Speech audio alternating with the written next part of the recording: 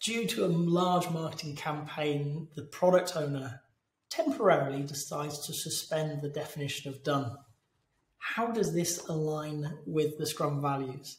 I apologize, I can't remember who sent the question, but it is a good one. It just doesn't align with the Scrum values. If we look at them, you've got focus, openness, courage, commitment, and respect. Focus. Okay. Are we working on the most important thing? Yes. So actually, we can put that one. Openness. Are we being open about it? The product owners being open because we have a marketing campaign? We want to sacrifice the quality. I hope that the developers would turn around and go, that's not a good thing. But at least we're being open. We're able to have those difficult conversations. Courage, well, it is courageous with many of the teams I've worked with. If you turn around and said work to a lower quality, they would give you short shrift. I would hope that the team would force back. Commitment. Now we've got a little bit of a problem coming in now. Commitment. Commitment to the quality of the product. The definition of done, that's what it's there for. So what we're doing is we're sacrificing the quality of our product to meet a business goal. And I understand it. I understand the pressures. I'm sure many of you have come across those very same pressures. Okay. So we're in trouble with commitment and respect. I'm sorry, it's not respecting the developers at all. Okay. We're asking people, professionals, to work to a lower standard than they may find acceptable. All right. Definition of done is developed by the Scrum team. They come together, so product owner, the Scrum Master, and the developers come together to determine what is the quality standard for this product. What's the minimum bar that we have to reach? Okay. They've collectively agreed that if it's not been given to them by the organization. They've sat down and they've said, this is it. This is the minimum. This is the lowest we can go. And the product owner's just thrown that out the window and said, oh, but because of a marketing campaign, we need to sacrifice that quality. I'm sorry, that's not respectful at all. That's asking people to go against their profession. Okay, work without, I'll be honest, integrity. In the engineering world, we have this idea of current good practice. These big binders full of things that we can do and pretty much everything else we can't do. These are not best practice. Best practice doesn't belong really in our space in the main. Okay, current good practice. These are the things that have been shown to work. These are the rules within which we work. Stepping outside of that, stepping away from the definition of done, okay, opens you up personally for whatever goes wrong being your fault. So a good engineer would not do that work. If you turn around and ask a civil engineer to break current good practice, okay, and not have a supporting evidence to say it's a good idea, to say that it's safe to do so, that engineer should walk away. They should just say no. And not only will I not do it, I will not engage in a conversation about it. We either do it correctly or we don't do it at all. Okay? This is what we're asking the developers to do, is walk away from their profession, walk away from current good practice, whatever that may be, whatever that definition of done is, that is their current good practice. This is the minimum standard we can build our product to. So it is in contravention of that. Okay, I get it. They're pressured and they're probably thinking, yeah, but it's just a bit of software. Yeah, but software matters. It makes big differences to people's work. I'm not even talking about, life-critical systems, safety systems.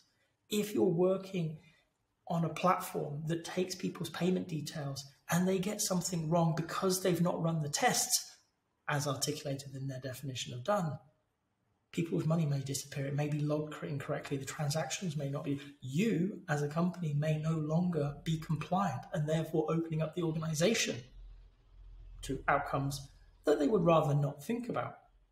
Your product owner is working against all of this. Okay. So how does it sit with the Scrum values? Not very well. Okay. Would the team do it? I would hope not. I really would. This is one of my bugbears, particularly in the software world today, is too many teams would say, oh, okay then, and they would get on with it. They wouldn't put their professional pride first and say, that's the wrong thing to do, we won't do it. Okay. We're not there yet, particularly in the software world. We are there in many of the more traditional engineering professions. But they won't do it. They will roll over. They will deliver a substandard, sub-quality product, because what they're not thinking about is the impact down the line. What's going to happen to your brand? What's going to happen to your product? What's going to happen to your organization? How's it going to be seen because you put something out that goes wrong? Now, maybe you're lucky and there's no issue that comes about. Woohoo, yay. That's not a good reason to do it, because maybe you ship a product and it doesn't work well, or it works wrongly, or it does damage. Because you were in a rush, because you were willing to sacrifice the quality of the product, you've actively damaged your organization, your reputation, many things that are so easy to destroy and so difficult to build. Okay? So instead, what I would be asking that product owner to do is not suspend that definition of done, is not sacrifice the quality, but take less work in and say, okay, we need to get this out the door because of the marketing campaign. What's the minimum that we need to do to achieve it? And what is the absolute minimum we can put out of the door? Okay, and deliver that to the right quality standard, to the definition of done. Not gold plating, not lots of extra stuff. This is the minimum we work to. We will achieve this for as much as we can. And all that other stuff. Now, if that other stuff that you can't deliver within the time frame is necessary for whatever that marketing campaign is going for, well, guess what? As an organization, sit down, have a retrospective. How did we end up in a situation where a marketing campaign was promising things that we couldn't deliver to a quality that was acceptable? What do we as a company need to do differently going forwards? Okay? I'm not trying to assign blame anywhere, because very often it's a systemic issue, not a people thing. Okay? But let's understand, we got it wrong. As a company, we kicked off a marketing campaign too early, or too ambitious, or whatever. And we had a choice. We could potentially do lasting harm to our business, to our customers, to whoever, or a bit of egg on the face because we had a marketing campaign that promised something on the 1st of May and we didn't ship until the 15th of May. We don't want that decision. How do we stop that happening in the future? Scrum is doing its job. It's highlighting the problem. The problem happens to be more systemic, more organizational. You've kicked off a marketing campaign too soon, and therefore you're asking the team to go against its integrity, to suspend its values. Okay? That's not a good answer. Okay? We need to be open and honest and have that conversation about how do we not put the team in this place again. Today, if that is where you are, please reduce the amount of work you're going to do, not sacrifice the quality of it.